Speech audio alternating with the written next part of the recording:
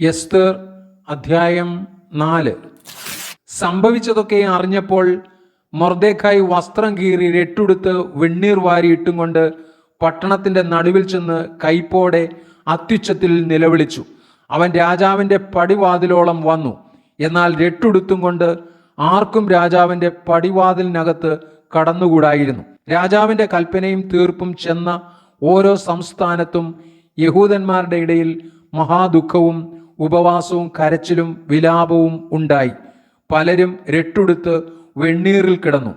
എസ്തറിന്റെ ബാല്യക്കാരത്തികളും ഷണ്ണന്മാരും വന്ന് അത് രാജ്ഞിയെ അറിയിച്ചപ്പോൾ അവൾ അത്യന്തം വ്യസനിച്ച് മൊർദെഖായിയുടെ രട്ടു നീക്കി അവനെ ഉടുപ്പിക്കേണ്ടതിന് അവന് വസ്ത്രം കൊടുത്തയച്ചു. എന്നാൽ അവൻ വാങ്ങിയില്ല. അപ്പോൾ എസ്തർ തന്റെ ശുശ്രൂഷയ്ക്ക് രാജാവാക്കിയിരുന്ന ഷണ്ണന്മാരിൽ ഒരുത്തനായ ഹത്താക്കിനെ വിളിച്ചു. അത് എന്തെന്നും അതിന്റെ കാരണം എന്തെന്നും അറിയേണ്ടതിന് മൊർദെഖായിയുടെ അടുക്കൽ പോയി വരുവാൻ അവന് കൽപ്പന കൊടുത്തു. അങ്ങനെ ഹത്താക്ക് രാജാവിന്റെ പടിവാതിലിന് മുമ്പിൽ പട്ടണത്തിന്റെ വിശാല സ്ഥലത്ത് മൊർദെഖായിയുടെ അടുക്കൽ ചെന്നു. മൊർദെഖായി തനിക്ക് സംഭവിച്ചതൊക്കെയും യഹൂദന്മാരെ നശിപ്പിക്കത്തക്കവണ്ണം ഹാമാൻ രാജഭണ്ഡാരത്തിലേക്ക് കൊടുക്കാമെന്ന് വാഗ്ദാനം ചെയ്ത ദ്രവ്യസംഖ്യയും അവനോട് അറിയിച്ചു. അവരെ നശിപ്പിക്കേണ്ടതിന് ശൂശനിൽ പരസ്യമാക്കിയിരുന്ന തീർപ്പിന്റെ പകർപ്പ് അവൻ അവന്റെ കയ്യിൽ കൊടുത്ത് ഇത് എസ്തറിനെ കാണിച്ച് വിവരം അറിയിപ്പാനും അവൾ രാജസന്നിധിയിൽ ചെന്ന് തന്റെ ജനത്തിനു വേണ്ടി അപേക്ഷയും യാചനയും കഴിക്കേണ്ടതിന് അവളോട് ആജ്ഞാപിപ്പാനും പറഞ്ഞു. അങ്ങനെ ഹത്താക്ക് ചെന്ന് മൊർദെഖായിയുടെ വാക്ക് എസ്തറിനെ അറിയിച്ചു. എസ്തർ മൊർദെഖായിയോട് ചെന്നു പറവാൻ ഹത്താക്കിന് കൽപ്പന കൊടുത്തത് എന്തെന്നാൽ, യാതൊരു പുരുഷനോ സ്ത്രീയോ വിളിക്കപ്പെടാതെ രാജാവിന്റെ അടുക്കൽ അകത്തെ പ്രാകാരത്തിൽ ചെന്നുവെങ്കിൽ ജീവനോട് ഇരിക്കത്തക്കവണ്ണം രാജാവ് പൊൻചെങ്കോൽ ആ ആളുടെ നേരെ നീട്ടാഞ്ഞാൽ അയാളെ കൊല്ലേണമെന്ന് ഒരു നിയമമുള്ള പ്രകാരം രാജാവിന്റെ സകല ഭൃത്യന്മാരും രാജാവിന്റെ സംസ്ഥാനങ്ങളിലെ ജനവും അറിയുന്നു.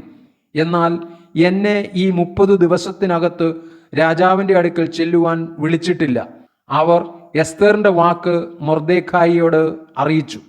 മൊർദെഖായി എസ്തറിനോട് മറുപടി പറവാൻ കൽപ്പിച്ചത്, നീ രാജധാനിയിൽ ഇരിക്കയാൽ എല്ലാ യഹൂദന്മാരിലും വെച്ച് രക്ഷപ്പെട്ടുകൊള്ളാമെന്ന് നീ വിചാരിക്കേണ്ട.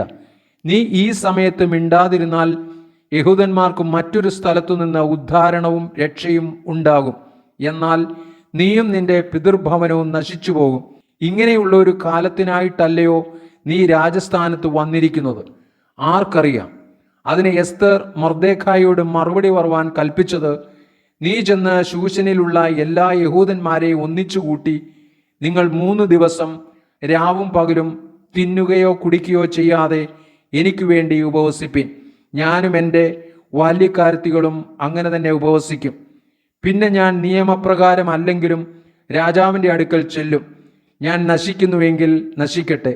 അങ്ങനെ മൊർദെഖായി ചെന്ന് എസ്തർ കൽപ്പിച്ചതുപോലെയൊക്കെയും ചെയ്തു.